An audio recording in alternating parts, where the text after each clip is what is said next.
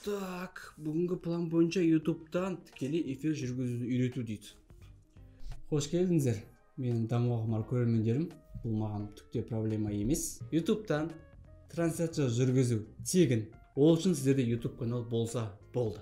Дәл қазіргі видеода YouTube каналдан тікелей эфир жүргізу, яғни трансляция жүргізудің екі түрін көрсететін боламын. Оның бірінші, сіздің жүргізетін контентіңіз бойынша сіздің түріңіз ғана көрінеді, басқа ешқандай зат болмайды. Ал екіншісінде сіздің түріңізбен қоса презентация қосуға болады. Яғни презентация полный экранда оқушыларыңызға немесе көрермендеріңізге көрініп тұрады, сіз кішкентай шетінде ғана көрініп тұрасыз. Бірақ бастамас бұрын YouTube каналдағы тікелей эфирдің артықшылықтарын мен сіздерге қазір айтып өтейін.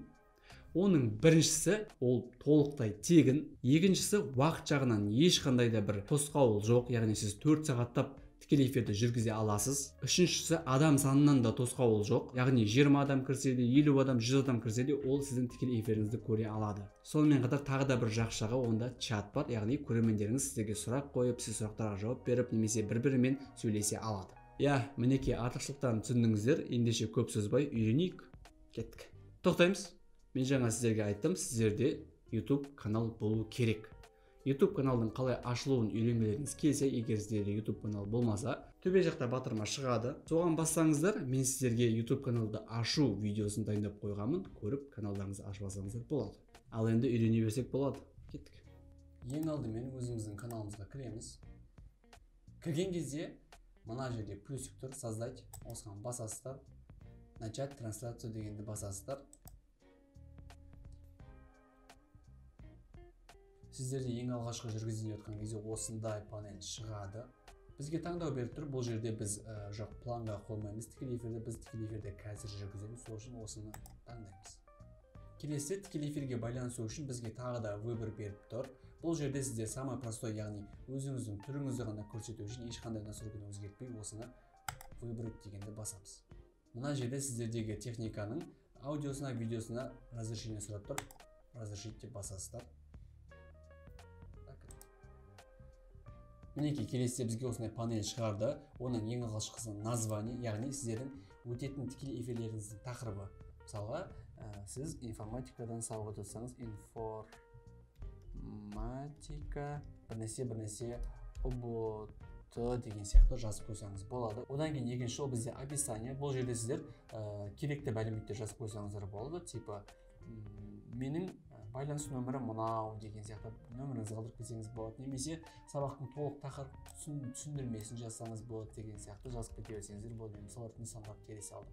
Одан кейін үшінші біздерде камераны сұрап тұр. Сіздерде егерде ноутбуктарыңызда веб-камера болатын болса, веб-камера таңдалып тұрады, немесе басқа камера болатын болса, оны ноутбуктеріңізге, компьютерлеріңізге жағып, оны да қосып алсаңыздар болады. Бізде веб-камера, мен дәл осы ноутбуктың веб-камерасына кіре беремін. Одан кейінгі категория. Категорияда сіздер өздеріңіздің тақырыптарыңызға байланысты таңдауларыңыз керек. Юмор болатын болса, юмор таңдайсыздар. Біз қазір мысал ретінде образованиені алдық, сосын образование деп басамыз. Значок дейді. Значок егер тікелей эфир оқушыларыңызға көрінген кезде белгілі бір обложкамен тұру керек. Сол үшін мен бірін әшейін таңдай салайын. Мінекей значокты қойдық. Сіздердің көрермендеріңізге осылай шығып тұрады в эфире деп. Кеттік ары қарай плейлист. Егерде сіздерде дайын плейлист болатын болса, сабақыңызға қатысты соны қосып қойсаңыз болады. Мен плейлист ашып алдым видеода көрсеткенмін, тоже көріп алсаңыз болады. Одан кейін мына жерде сіздер категорияны, жас категориясын таңдайсыздар. Егер кішкентай балдарға, яғни 18-ге толмаған балдарға болатын болса, осыны басасыздар. Ал үлкен жастағы болатын болса, немесе барлығы көрсін десеңіз, мына нет, это видео не для детей деген таңдайсыздар. Ары тег қойсаңыздар болады.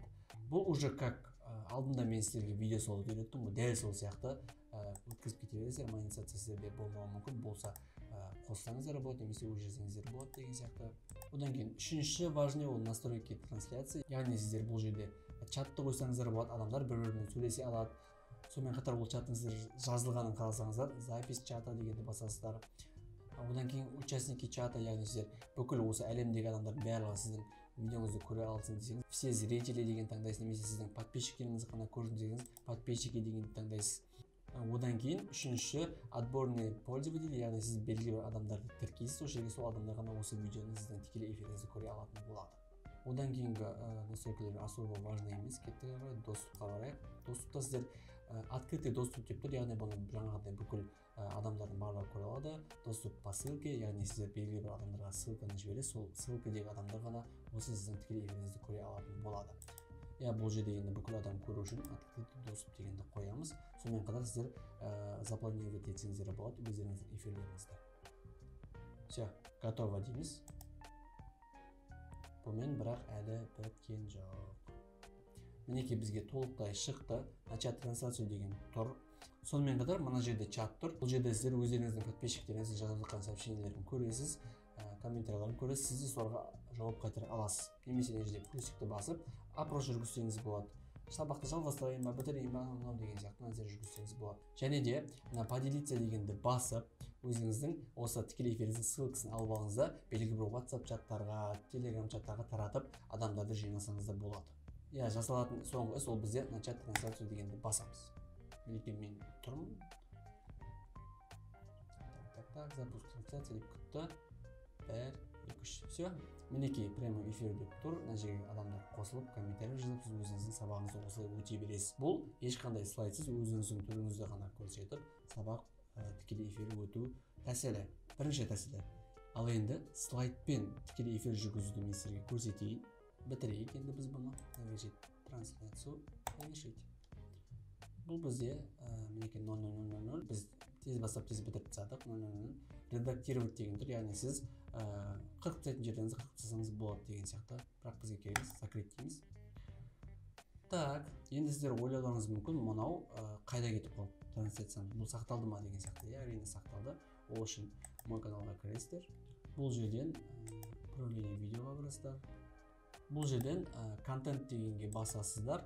Контентті басқаннан кейін трансляция дегенге басасыздар. Мінекей біздің жаңа өткен информатика ОБТ деген трансляциямыз уже шығып тұр. Все. Мен бұны енді өшіріп тастай беремін. Мен сіздерге мысал ретінде ғана қосқан болатын.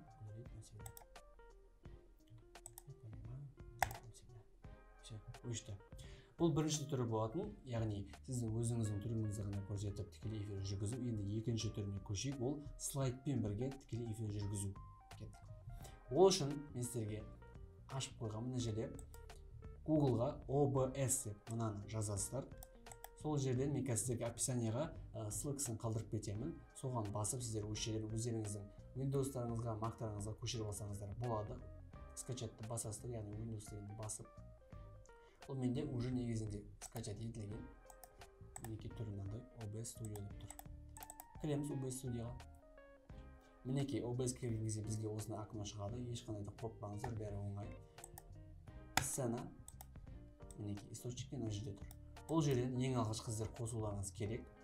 Плюсик. Устройство захвата видео. Яғни сіздер өздеріңіздің веб-камераларыңызды қосасыздар. Басамыз. Окей. Мінекей менікі қосылды. Мына жерден настройкаларын қарап, өзіңіздің веб-камераңызға байланысты қойып алсаңыздар болады өздеріңіздерде.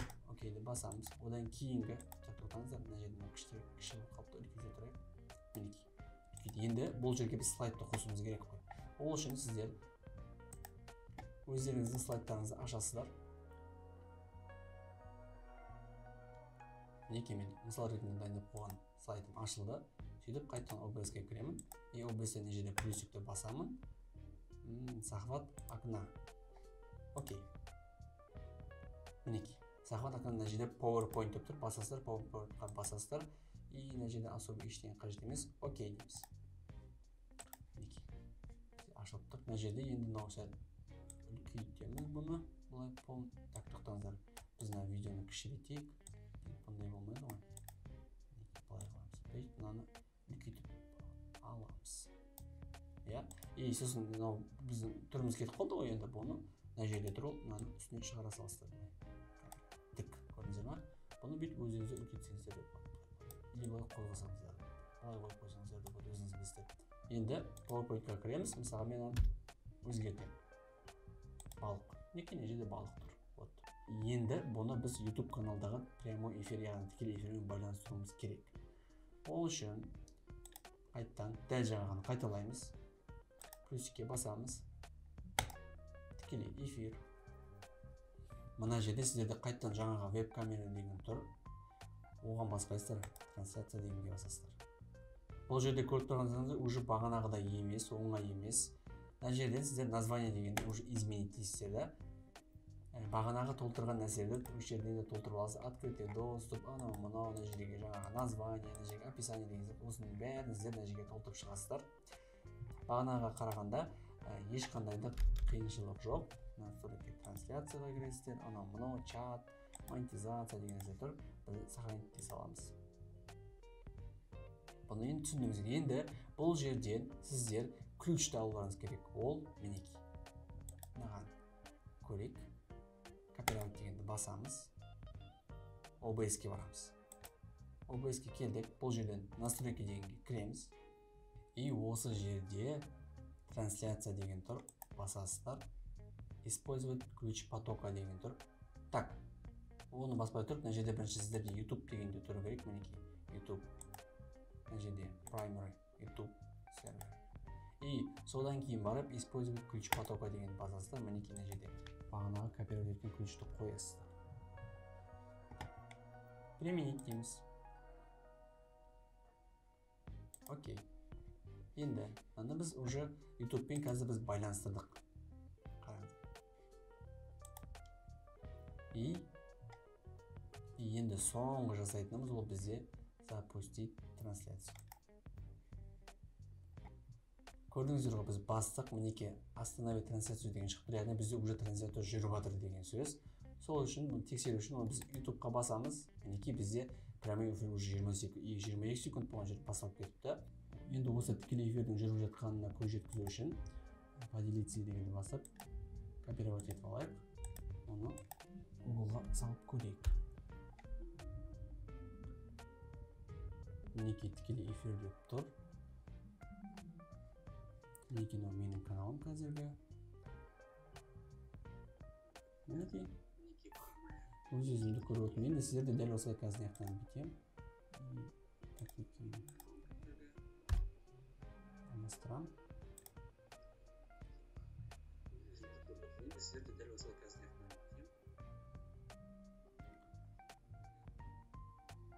Мінеке алмасты. Көріп тұрсыздар ғой. Вот.